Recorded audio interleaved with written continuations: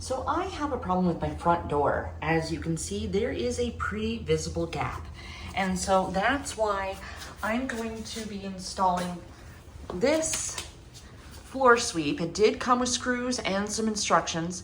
So I'm gonna go ahead and get it installed and I'll explain to you what I did. So here's what it is like installed. So here's what I did.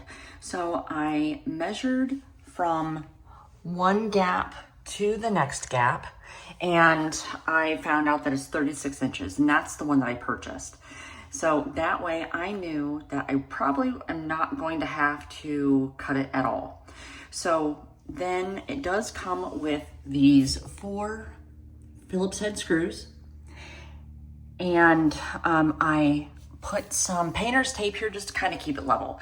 Now this door here is a metal door, so I made sure to go in and put in some pilot holes, but what I did is I actually used painter tape to hold it there, and then I drilled the holes right through, and that made everything work out. That way the screws came in.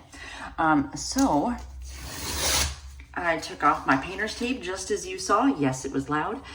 But this here, it's really important that you see, and yes, I still have to sweep. I literally just did it. So the rubber here, you want to make sure that it goes on the door sill down here to make sure that no bugs, no air comes through. So overall, I'm happy. As you can see now, there's no gap for the air or the bugs.